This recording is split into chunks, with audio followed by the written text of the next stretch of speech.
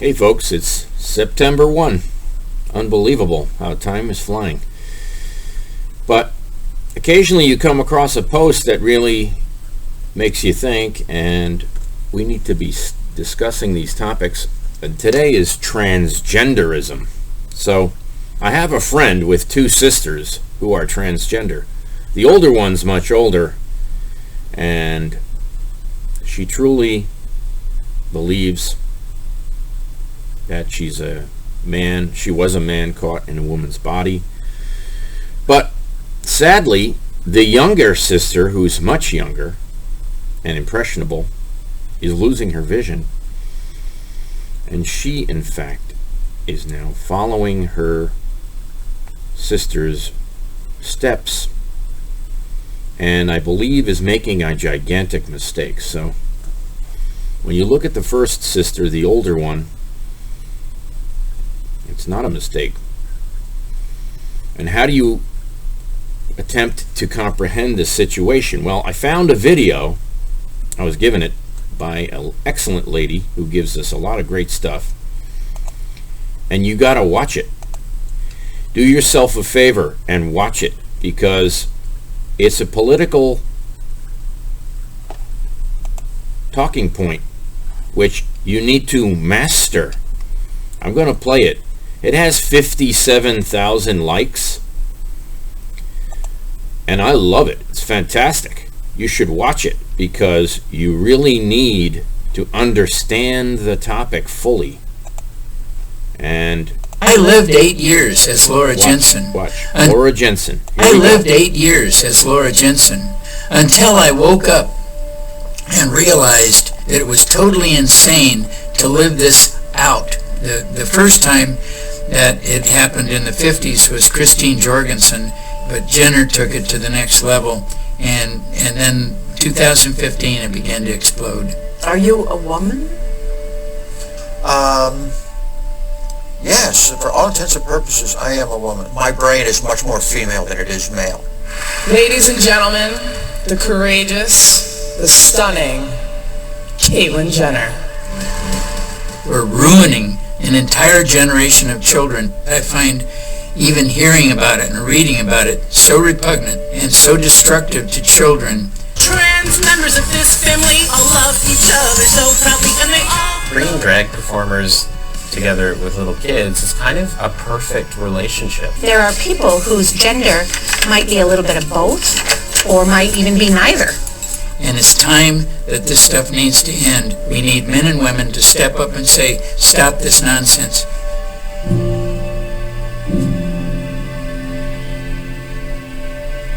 I was born and raised in Los Angeles, California. You know, my upbringing was pretty much a typical California upbringing in Los Angeles in the early 40s. It wasn't really anything remarkable. At least not until my dad began to take me over and drop me off at my grandma's house. Grandma was a seamstress and made dresses, and I became very curious about her work, and my curiosity led to her making me a purple chiffon dress that she made just to fit my perfect little 4-year-old body. You know, at first it felt really exciting to have somebody telling me how wonderful and cute I was. But what I didn't realize was happening is the second Grandma began to tell me how cute I looked in that purple dress, what she was really saying was that there was something radically wrong with the little boy that I really was.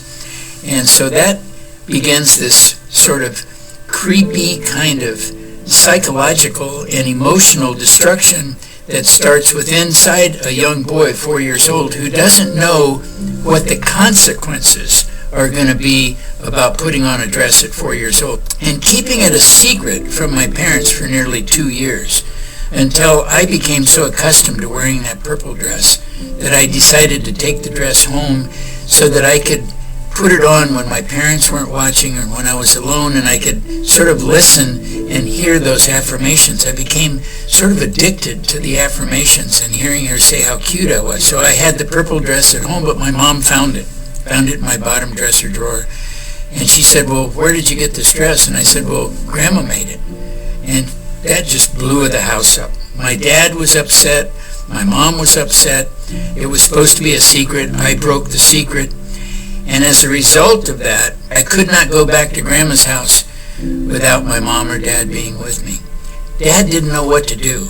His mother-in-law had just been cross-dressing his young boy. He was so angry at my grandmother that he took his anger out in his discipline on me, and he started hitting me with a hardwood floor plank when I would do something wrong. Sometimes he was just being way too critical, but it was that what was built up in him because of what happened to me. He did not know what to do. If you can imagine in 1946, 47, there's no information about kids wearing dresses. But the next part of the equation was his adopted brother, Uncle Fred, heard about me wearing the purple dress, and Uncle Fred decided that I was fair game to be sexually abused. Uncle Fred was not playing with a full deck of cards, and he'd get drinking a little bit, and he would come looking for me, and he would molest me. The emotional and psychological issues that I had from Grandma affirming me, I didn't really realize the consequences of those for many years. The hardwood floor plank obviously was very devastating, and then the sexual abuse was sort of the cherry on top of the cake. I was a broken child before I was 10 years old. You know, I decided that maybe I should have been a girl, not realizing that what I was trying to do was escape the abuse, not actually change who I was. But it resulted in me going through this process for many years of cross-dressing, going out in public as a female, and so I went through this with, even in my first marriage. I had 2 children. I was an executive for American Honda Motor Company. I worked on the Apollo space missions as an associate design engineer, but that purple dress, the hardwood floor plank, and the sexual abuse was about to take everything away.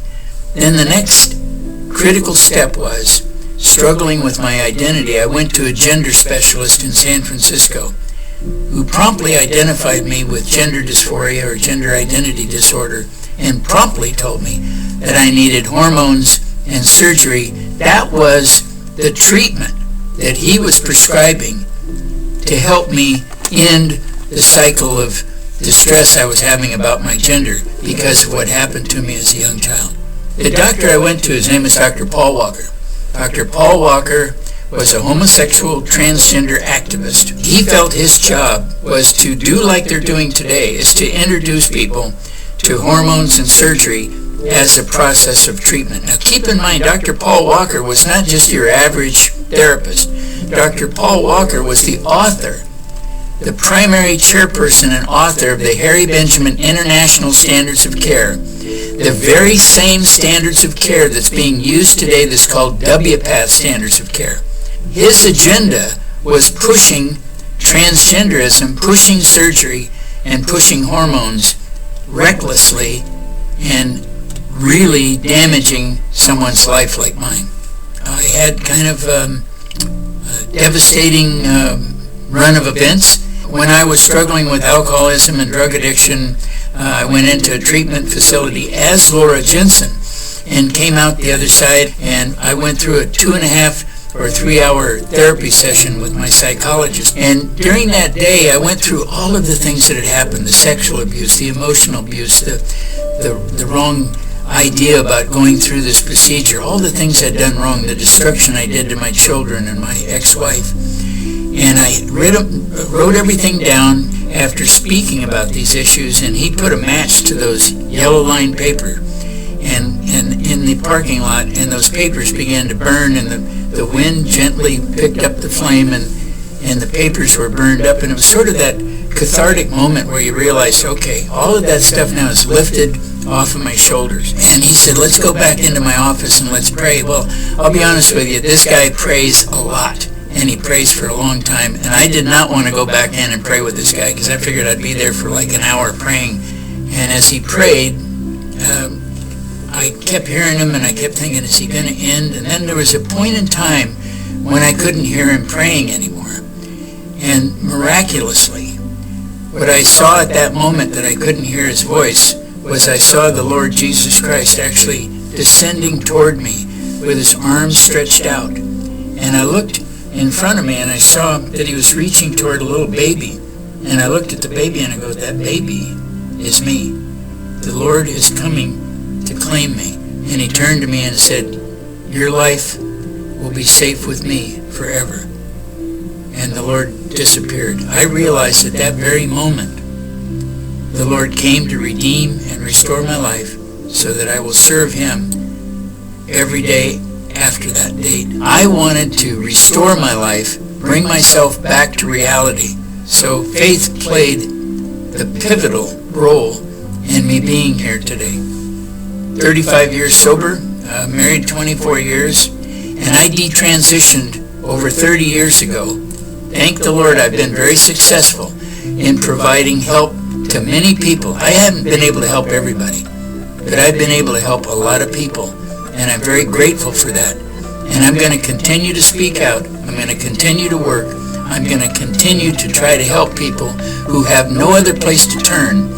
And so I started a website called sexchangeregret.com, and I work every single day with either a parent, a father, a transgender who has regret like I did. I work with psychologists, I work with college professors, I work with doctors, I work with lawyers. I am working to prevent people from going through this totally unnecessary, insane surgical procedure, and that's why I'm so passionate about trying to raise my voice and give people the opportunity to go, wait a minute, maybe this isn't right for me. And I'm going to continue doing it until the Lord comes and takes me home. And that's my mission, is to stop people from unnecessary surgery and stop the advocates from lying to people about them being able to change their gender.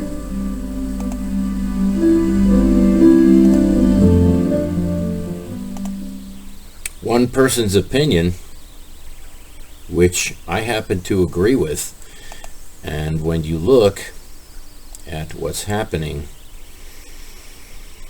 when I went to the child's book reading by the transgender guys at the Norwalk Library, one was lying on his back on the ground, and I took a picture, and he had two kids lying across his groin, asleep. I said to myself, boy, the mayor of Norwalk was there. No problem with that, and he had no problem. Bob Duff was there. He was all, let's diversity, wonderful thing, inclusion, and the Rainbow Coalition. Okay, but accepting that 100% when it's a gray area, I really take my hat off to this guy and Maggie who sent me the video, and of course Ben Shapiro, who finds great stuff all the time, folks. I'm just saying, educate yourself. You don't have to talk about it, you don't have to share it, but you gotta watch this video.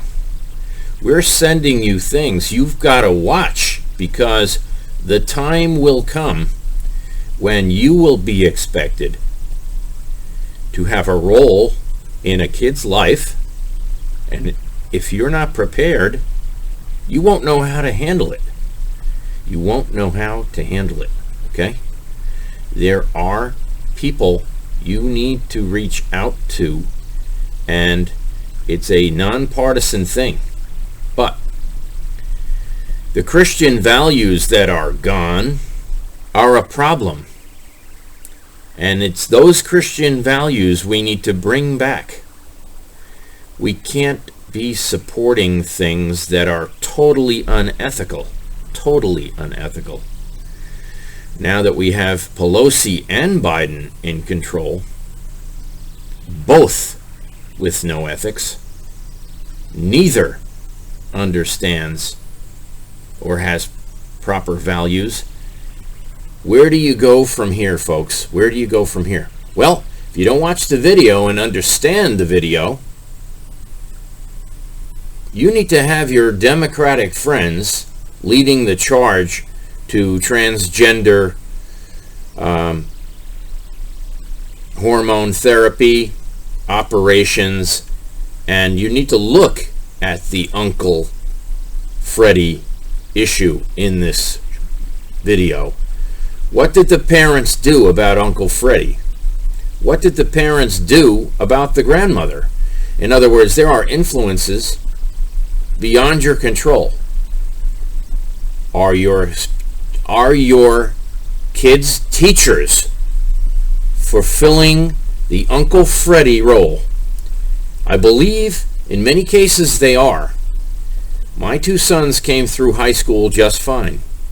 But there are lots of stories, there are lots of people that are being dragged down this rabbit hole. And there was one recently in New Canaan. And I side with the boys still. I don't trust the prosecutors. I don't trust the prosecutor. I don't trust the process. And you shouldn't trust it either, because you haven't looked into it as deep as I have. Thank you, Maggie. Fantastic. Bravo. I dare anyone to provide a video on this topic better than that. It's probably not going to happen. I can't imagine it. So thank you again. You've got to watch it, because you've got to know. I have an influence on my friend who has two transgender sisters. You know, I think everyone was a Bruce Jenner fan in 1980. There's no question about it. Nobody knew what was happening inside his head. Okay, well, it's an issue that you need to make a comment on, and if 57,000 people like this one, it's worth watching. Have a great day. I'm not going to harp on it, but I might come back to this when need be. And we need to address it with certain Common Council members of Norwalk, Connecticut. Absolutely. And by the way, in Darien, there's a lot of comments going on by people in Norwalk, prominent people in Norwalk, saying things about people from Darien. Go on one of those roads where all the pride flags are. You will understand something that you didn't understand before. I don't want to go any further, but Mike Mushak needs to go to Darien and make a right turn at the gas station on Route 1, go up to 124, go across and across again, and count the flags. There's a racism issue going on with both sides of this. And if we don't tackle it, we're going to have misinformed, screwed up little 4-year-olds wearing dresses. Yes, we are. And it's getting more and more prevalent.